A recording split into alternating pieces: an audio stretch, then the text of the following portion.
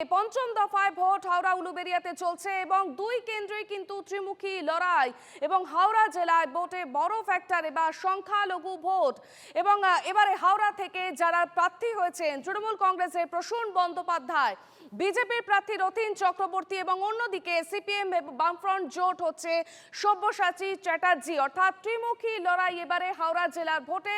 এবারে বড় ফ্যাক্টর হতে চলেছে সংখ্যালঘু ভোট। গঙ্গার পশ্চিম পারে হাওড়া এবং ভোটের ম্যাচে এবারেও তৃণমূলের বাজি রয়েছেন প্রসূন বন্দ্যোপাধ্যায়। এই নিয়ে পরপর চারবার প্রার্থী জাতীয় ফুটবল দলের এই প্রাক্তন মিডফিল্ডার। বিজেপির হয়ে লড়ছেন হাওড়া শহরের প্রাক্তন মেয়র, তৃণমূল থেকে বিজেপিতে যাওয়া রতিন চক্রবর্তী। এক সময় এই গড়ে উদ্ধারে সিপিএম প্রার্থী করেছিল আইনজীবী সব্যসাচী চট্টোপাধ্যায়কে এবং সব্যসাচী চট্টোপাধ্যায় এবারে সিপিএম বামফ্রন্ট জোটের প্রার্থী।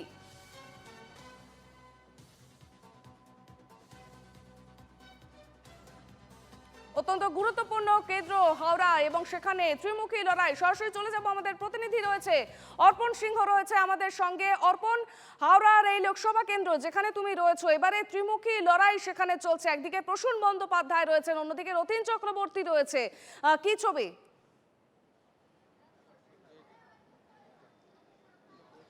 দেখো, একেবারে অর্পিতা, তোমার সকালে প্রথমেই জানাই যে আজ যে সকাল 7টা থেকে কিন্তু ভোট গ্রহণ পর্ব কিন্তু শুরু হয়েছে এবং সেই মতোই কিন্তু আমি এই মুহূর্তে রয়েছি তোমার 87 হাই স্কুলে। দেখো, একের পর এক কিন্তু দেখো মানুষজন তারা কিন্তু লাইনে দিয়ে কিন্তু তারা ভোট দিতে এসেছেন এবং তুমি জানো যে এবারে কিন্তু ত্রিমুখী লড়াই, যেটা হচ্ছে তোমার সিপিএম, বিজেপি এবং অপরদিকে তৃণমূল, এবং সেই মতোই কিন্তু যে ত্রিমুখী লড়াই, সেই ত্রিমুখী লড়াইয়ে কিন্তু সকাল থেকে কিন্তু যে সমস্ত রাজনৈতিক দলের প্রার্থীরা রয়েছেন তারা কিন্তু ব্যস্ততার মধ্যে রয়েছেন এবং কোথাও এখনো পর্যন্ত কিন্তু কোনো ধরনের কোনো গন্ডগোল বা কোনো সমস্যার কথা কিন্তু এখনো পর্যন্ত জানা যায়নি। তবে পরে কোনো ঘটনা হলে সেটা জানানো যাবে।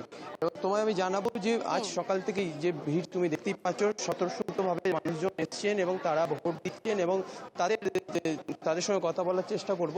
দাদা, আপনি কোথা থেকে এসছেন? হ্যাঁ, কোথা থেকে এসছেন? 87 সকাল সকাল ভোট দিতে এসেছি। কেন সকালে হঠাৎ কাজ আছে তো, কাজ থেকে আর এমনি পরে ভিড় বাড়বে বলে কোনো সম্ভাবনা? বাড়বে। দেখো, একেবারেই তুমি দেখতে পাচ্ছ যে মানুষজন আসছেন, তারা স্বতঃস্ফূর্তভাবে তারা ভোট দিচ্ছেন এবং সেই মতোই কিন্তু এই যে লাইন তুমি দেখতে পাচ্ছ, মহিলাদের জন্য আলাদা করে দেওয়া হয়েছে এবং পুরুষদের জন্য আলাদা আলাদা করে দেওয়া হয়েছে এবং যারা নতুন ভোটার তাদেরকেও আমরা দেখাতে পেরেছি যে তারা প্রথমবার ভোট দিতে পেরেছেন এবং সেই মতোই কিন্তু তুমি দেখতেই পাচ্ছ যে মানুষ তাদের যে চিন্তাভাবনা, তারা সেই চিন্তাভাবনা নিয়ে তারা এসেছেন যে, এবং তার সাথে তোমায় জানাবো যে কেন্দ্রীয় বাহিনী এবং পুলিশ কিন্তু ইতিমধ্যে কিন্তু মোতায়েন করা রয়েছে এবং পর্যাপ্ত পরিমাণে কেন্দ্রীয় বাহিনী এবং পুলিশ প্রশাসনের তরফ থেকে কিন্তু আঁটোসাঁটো ব্যবস্থা করা হয়েছে এবং যে তুমি দেখাবো যে ওয়েবকাস্টিংয়ের যে ব্যবস্থা, সেই ওয়েবকাস্টিংয়ের ব্যবস্থাও কিন্তু করা রয়েছে। সিসিটিভির আওতায় কিন্তু পুরো নিরাপত্তা চাদরে কিন্তু মুড়ে ফেলা হয়েছে যাতে কোনো ধরনের কোনো অপ্রীতিকর ঘটনা যাতে না ঘটে, সেই কারণেই কিন্তু এই ব্যবস্থা নেওয়া হয়েছে।